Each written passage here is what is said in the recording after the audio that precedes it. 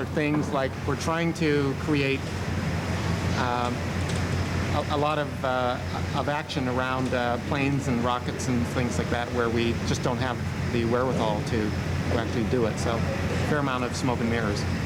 This is a model we used during the opening sequence of the Arrow. It's an old CF-100. We used a small model like this because we spent all the money on the big model of the Arrow.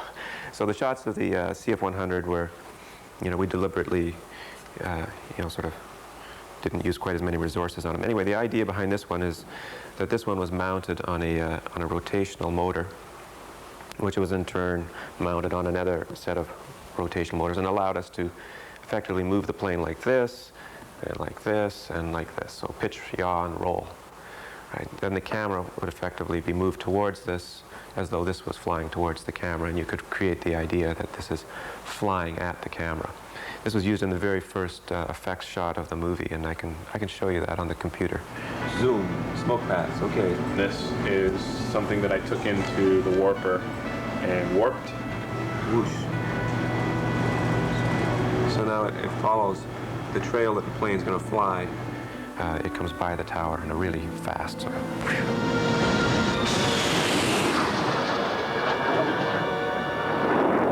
We were lucky enough through the network of arrowheads and arrow enthusiasts, but ultimately through the internet, we found Alan Jackson, a man living just outside of Edmonton, who happened to be building an arrow, had been working on it for 6 years and expected to have it done by the year 2000. And he was an engineer and a very capable craftsman who had built the nose cone and cockpit and done a beautiful job on that, and a framework and the wing sections and the undercarriage, which was quite a feat for him to do in his garage in his backyard. He had built a beautiful undercarriage and framework for the Arrow. So this and the wing sections were ready to be covered. He was just waiting for actually he was saving up money to buy aluminum, laminated aluminum, that he could finish this thing. So we leased it from him and trucked it to Winnipeg on 3 trucks and started to build it here. The third technique we used was radio-controlled models.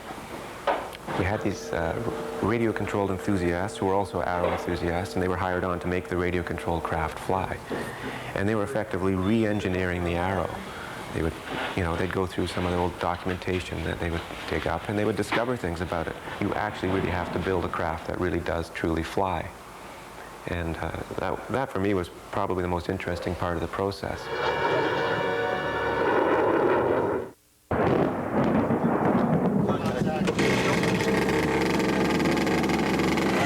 Raining. Just a little sprinkle low.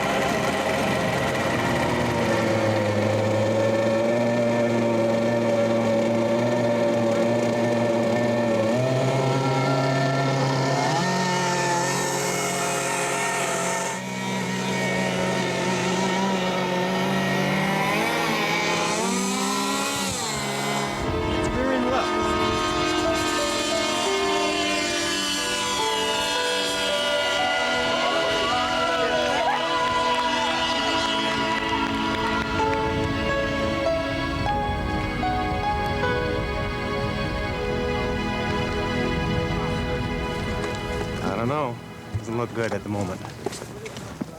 The wheels are somewhere down here. The pin brake? Yeah. Yeah, the safety pin broke. Yeah. I had to lift to be able to turn to get back down away from the buildings. And they're going to fix the CF-100, and they're going to fly that.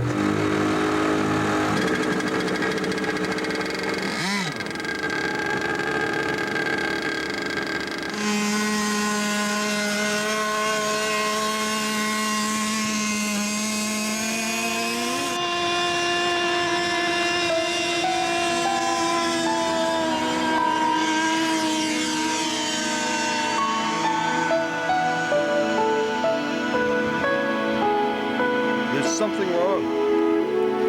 We are losing power, aren't we? Bill, there's no wind to worry about. Good.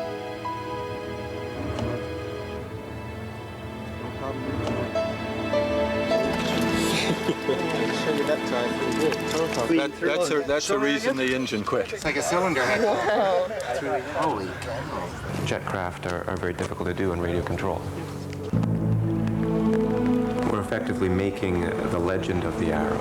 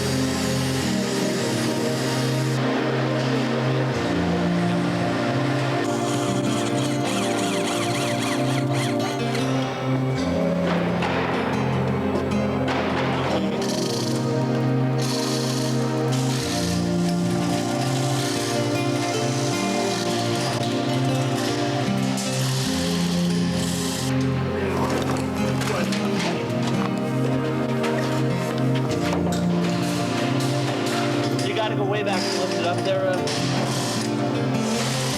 Okay. Okay, there we go. Where's Art?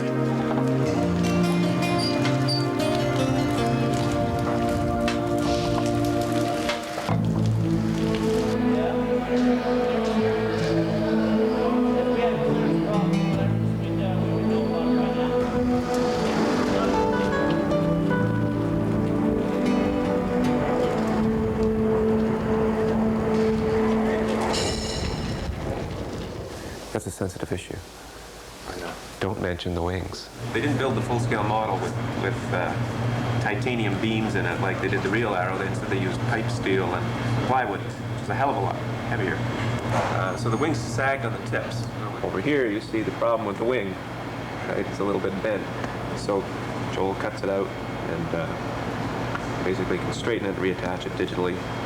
And the idea is to add a bunch of arrows going off in the distance, make the whole building seem bigger, raise the roof, create a whole production line out of it. I guess it was February the 20th, something like that, that Black Friday in 1959. I can remember going through the bays again on some mission and hearing Crawford Gordon's voice, our president, coming over the loudspeaker telling us that it was over. We were all terminated or laid off.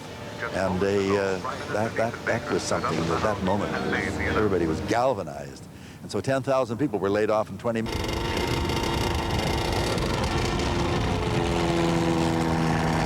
So you have a model, then you have to shoot that model. I gave Jeff a call and said, okay, if you are in a helicopter, Jeff, you're piloting a helicopter, we have the space cam, do you foresee the possibility that we can shoot from the helicopter to a radio-controlled model flying at a safe distance behind us, below us, above us, around us? Jeff scratched his head a bit. Looks like he's going real fast downwind. I don't know if we had that kind of speed in the helicopter.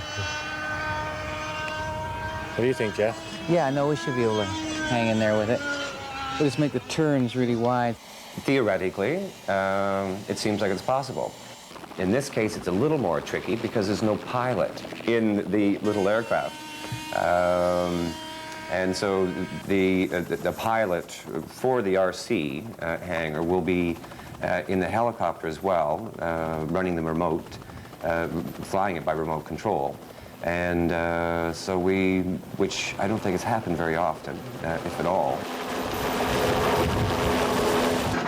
The first time we shot these in Gimli, we didn't get any Arrow material. Should we spend more money and go out and try it again? Is it worth it? There were some long meetings over that. It was decided that yes, we'd give it one more try.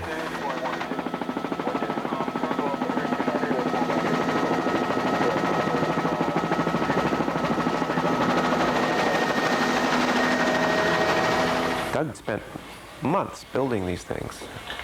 He's slaving over them, sanding them, and he never got to fly them. And we had these two other pilots, and they would just go out and effectively crash them and send them back to him, and he would repair them. Oh, we rotated the gear.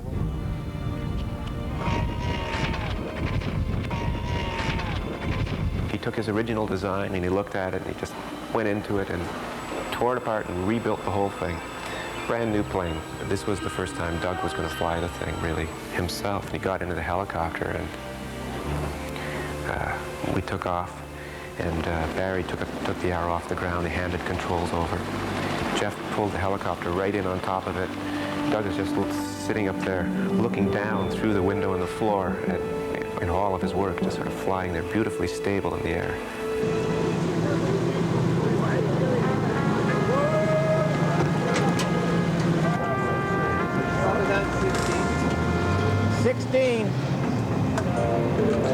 There's 8, and there's 16. And it's not really doing anything. The frame's all right. The rollout was the biggest day and the most expensive day with hundreds of extras in this gorgeous aircraft, and if somehow it flopped, if somehow it poured rain, we just didn't have another day to do it. Our budget is extremely tight.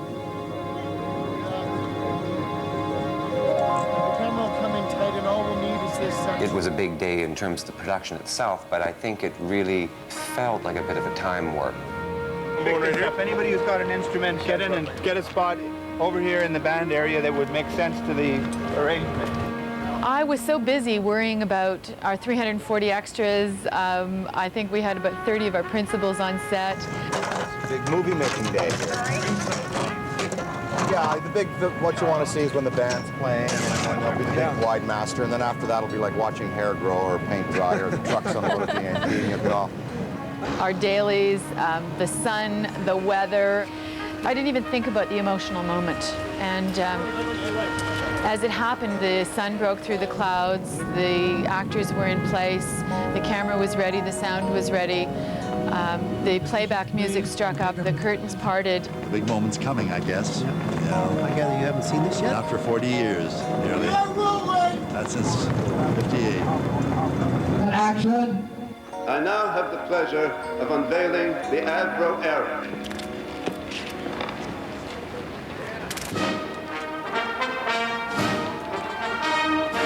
This is too much, you know, guys.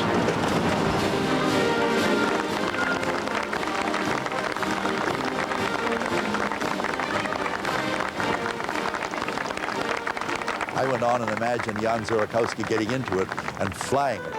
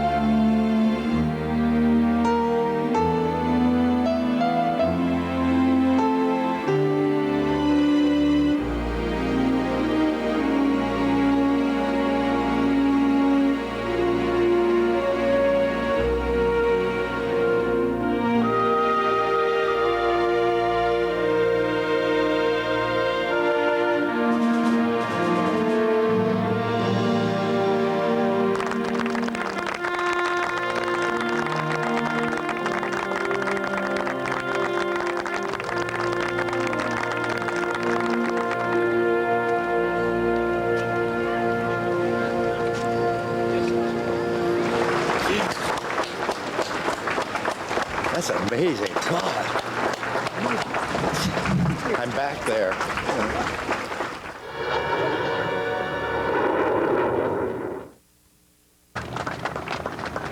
There's one left somewhere.